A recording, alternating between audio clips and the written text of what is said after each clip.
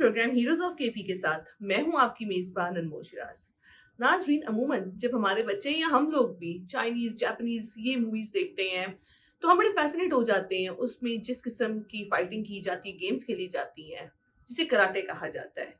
बहुत मशहूर नाम है इसमें ब्रूस ली या जैकी चैन, जिन्हें देख के बचपन से हम बड़े हुए हैं।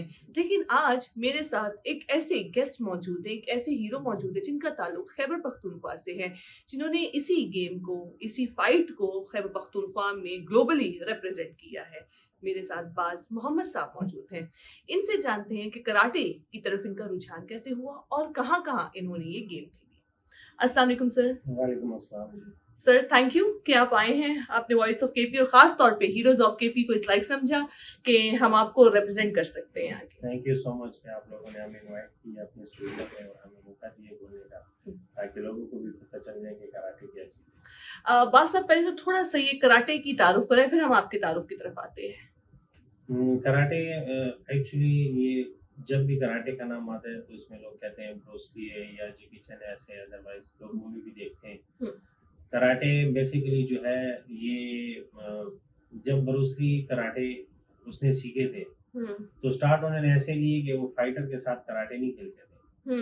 वो इतने स्पीड थे और उनकी टेक्निक इतनी फास्ट थी कि जब बारिश बरसती थी तो वो सिर्फ फाइट करते थे, इतनी वो जो है उनको कॉन्फिडेंस था। फिर ऐसा हुआ कि कुछ और ममालिक जैसे जापानीज, चाइनीज, इसके कुछ बड़े जो है वो मिलके उन्होंने सोचा कि यार इसको जो है हम फाइट के तौर पे कैसे ले जाएंगे। अच्छा। तो उन्होंने कुछ एनिमल को इकट्ठा करके एक दूसरे को सामने ला के उन्होंने जो है उनकी फाइट करवाई। जैसे लाइक एक स्नैप है सांप है, उसमें एक साइड पे सांप की दूसरी साइड पे दूसरे को, तो वो एक दूसरे को जो टच कर रहे थे। अच्छा। तो उन्होंने ये जो उनकी फाइट देखी है तो उन्होंने इससे जो है कराटे को जो है एक प्रमोट किया कि भाई कराटे इस जो है कराटे दो प्लेयरों को खड़ा करके हम इसको जो है फाइट के तौर पे, मतलब कराटे को हम इस तरह जो है कराटे इज अबाउट स्पीड। जी, तो कराटे यहाँ से स्टार्ट हुई है। अच्छा। आप ये बताओ आपका ताल्लुक कहाँ से है और कराटे की तरफ आप क्यों आए हैं? जी, मेरा नाम बाज मोहम्मद है जी, मेरा ताल्लुक पेशावर से है। मैं पाकिस्तान कराटे इंटरनेशनल प्लेयर हूँ जी। मैंने जो है 92 में कराटे स्टार्ट किए जब मैं 5 साल का था जी। और हड्डियाँ सलामत है आपकी? नहीं, हड्डियाँ सलामत नहीं, मेरी नाक जो है ये फ्रैक्चर है, उंगलियाँ मेरी फ्रैक्चर है, घुटने जो है वो मेरे फ्रैक्चर है, क्योंकि कराटे बहुत हार्ड वर्क है। अच्छा जी, 92 से मैं खेल रहा हूँ जी, जब मैं 5 साल का था जी। कराटे की स्टार्ट हमारी ऐसी हुई है कि हमारे घर के करीब जो एकेडमी थी कराटे की। अच्छा। जी, तो हम वहाँ छोटे होते थे, हम देखने जाते थे कराटे। वहाँ बैठ के हम देखते थे कि बाकी लोग जो है वो कराटे के, हम देख रहे थे वो कराटे खेल रहे थे, हम भी वहाँ पे उठ के कभी टांग उठाते थे, कभी पाँव उठाते थे कि यार हमने भी कराटे करने। इतने में जो है एक सर ने मुझे देखा है तो उसने मुझे बुलाया कि इधर आ जाओ। तो मैं उनके पास गया, मैंने सलाम किए, फिर उन्होंने नाम पूछा है, मैंने नाम बताया, फिर उन्होंने घर का एड्रेस का पूछा कि आपका घर किधर है, मैंने ये चीज़ पास में है। तो उन्होंने मुझे कहा कि कल आपने अपने फादर को ले जाना। मैंने कहा ठीक है सर। नेक्स्ट डे ऐसे हुआ कि मेरा अबू को मैंने कहा कि कराटे का सर है, उन्होंने आपको बुलाया है। तो मैं अबू को ले गया उधर। तो मेरे अबू को मैंने कहा कि ये जो बच्चा है इसमें टैलेंट है कराटे का, और ये जो है हमें नज़र आ रहा है कि यार ये कुछ अपने सूबे के लिए, अपने मुल्क के लिए कुछ कर सकते हैं, इसमें टैलेंट है, तो काइंडली आप ऐसे करें कि इसका एडमिशन करवा दें कराटे। सही जी। तो अब उन्हें कहा चलो ठीक है करवा दें। तो 92 में जो है मेरी एडमिशन हो गई कराटे में, मैंने ज्वाइन किया क्लब। फिर ट्रेनिंग करते करते जो है डिस्ट्रिक्ट लेवल पे जो हमारे कंपटीशन स्टार्ट हुए, फिर उसमें मैंने पार्टिसिपेट किए, मैंने गोल्ड मेडल लिया, फर्स्ट पोजीशन लिए। फिर उसके बाद जो है हमारे NWFP के मुकाबले होते थे उन दिनों, उसमें मैंने पार्टिसिपेट किए, मैंने फर्स्ट पोजीशन हासिल की है जी। करते करते ऐसे हुए, फिर आल KP के कंपटीशन हुए। इसके साथ साथ जब पहले डिस्ट्रिक्ट लेवल पे पहले हुए, फिर सूबे लेवल पे हुए, फिर उसके बाद जो है ये तकरीबन 13वीं नेशनल चैंपियनशिप की बात है लाहौर में, जब मैंने फर्स्ट टाइम पार्टिसिपेट की उसमें जी। ये तकरीबन मेरे ख्याल पे 2002 की बात है जी। जब मैं वहाँ गया हूँ नेशनल खेलने, मैंने पार्टिसिपेट किए, तो उस नेशनल में ओवरऑल सबसे छोटा मैं ही था जी। हम्म, जी। और जब मैंने फर्स्ट टाइम वहाँ पे पार्टिसिपेट किया तो मैंने वहाँ पे सेकंड पोजीशन ली जबरदस्त। ओवरऑल पाकिस्तान में। हम्म, तो वहाँ पे भी जब मुझे सीनियर्स ने देखा तो उन्होंने कहा कि ये बच्चा अच्छा है, इसमें टैलेंट है। जी, हम फिर वापस आए, फिर हमारे यहाँ पे कंपटीशन होते रहे।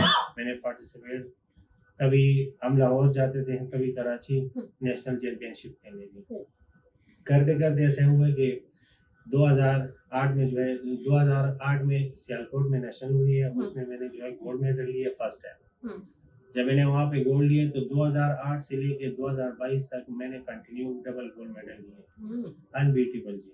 वाओ। जी 15 टाइम जो है अल्हम्दुलिल्लाह मैं चैंपियन रहा हूँ डबल गोल्ड 2022 तक। हम्म, जी, इसी दौरान जो है 2011 में साउथ एशिया हुई है इंडिया में 2011 में।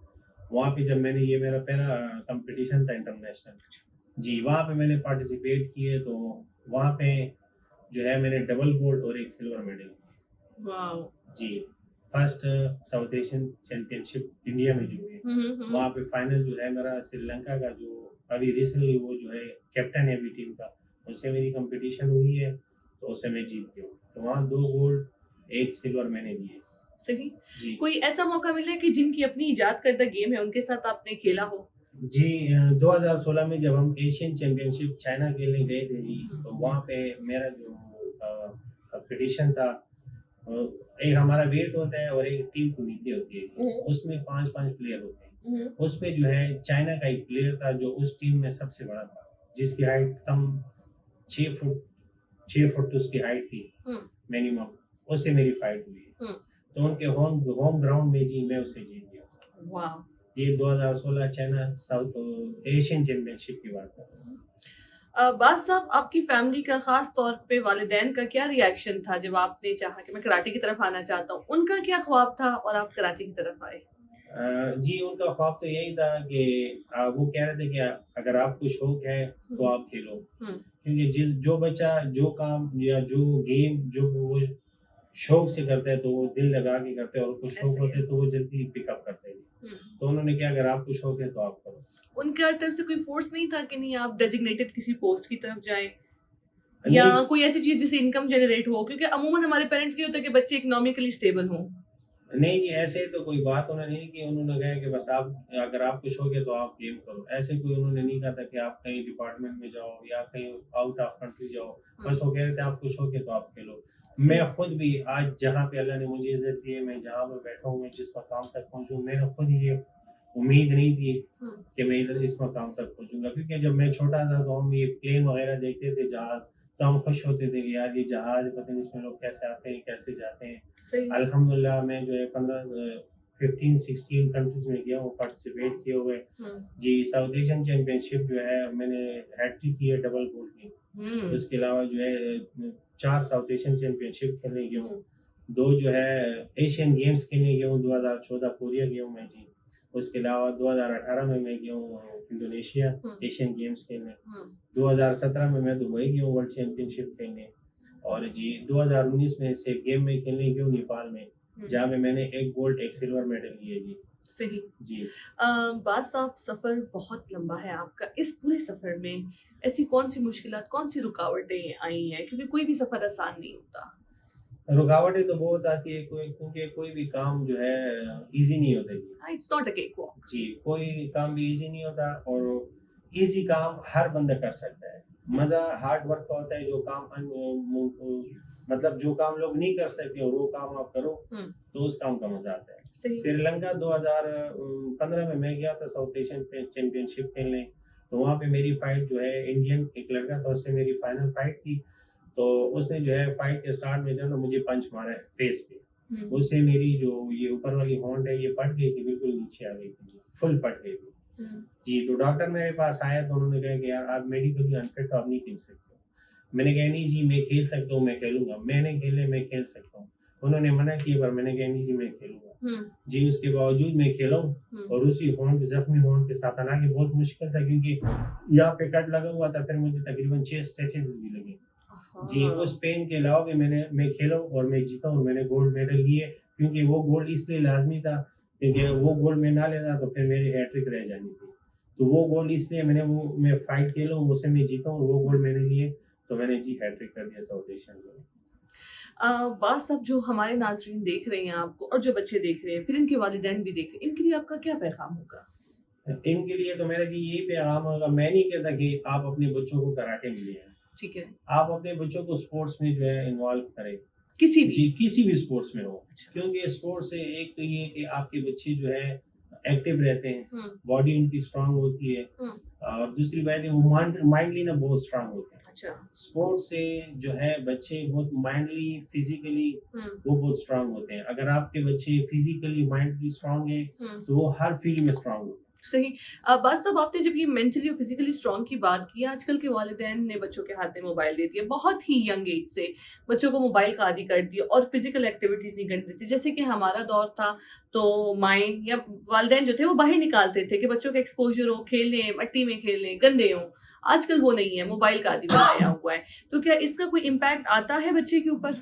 नहीं जी, इसमें तो कुछ नहीं आता। अगर एक बंदा बैठे-बैठे वो एक चीज़ देख रहा है, उसको ये नहीं पता कि ये इसमें स्ट्रगल कितनी है, इसमें पेन कितना है, इसमें हार्ड वर्क कितना है। सही। तो जब एक बच्चे को ये पता नहीं होता, तो आगे जाके वो फिर कैसे करेगा? क्योंकि सही। उसको पता नहीं है कि अब एक चीज़ को अगर वो एक टारगेट अगर वो अचीव कर ले कि भाई ये टारगेट है, इस पे हमने हुँ, जाना है। हुँ, जब वो चल के जाएगा रास्ते में, उसको पता चलेगा कि मैंने कितने स्टेप लेने हैं, रास्ता कैसा है। हुँ, मतलब रोड है, कच्चा रास्ता है, खड्डा है, पहाड़ है। जब वो चल के जाएगा तो तब जाके उसको पता चलेगा कि कितनी मुश्किलात से मैंने अचीव की है ये हुँ, चीज़। हुँ, तो ये चीज़ जो है मैं कहता हूँ कि जो है ग्राउंड में हो, स्पोर्ट्समैन हो या जो भी काम हो, हुँ। अगर उसको हम फिज़िकली करें तो ये बहुत अच्छी बात है। बजाए इसके कि हम बच्चे को मोबाइल दे के उसको बोल दें कि ये ऐसा है, ये ऐसा है। क्योंकि वो बैठे-बैठे ना तो उसकी फिज़िक बनती है, ना उसका माइंड बनता है सही। और ना वो स्ट्रॉन्ग होता है। जी,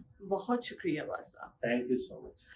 नाज़रीन, जिस तरह आपने बास मोहम्मद के साथ उनकी कहानी सुनी है, साथ ही साथ ये कि उन्होंने ये कहा कि हमारे आजकल की जनरेशन, जिसको जनरेशन ज़ी या फिफ्थ जनरेशन कहते हैं, इसकी ग्रोथ के लिए, डेवलपमेंट के लिए ये ज़रूरी है कि वो किसी स्पोर्ट्स में या किसी फिजिकल एक्टिविटी में खुद को मसरूफ़ रखें, बजाय इसके कि आजकल की जनरेशन के हाथ में हम लोगों ने गैजेट्स दे दिए हैं और वो बाहर के माहौल से, बाहर के स्टिमुलाई से बिल्कुल ही अनजान है।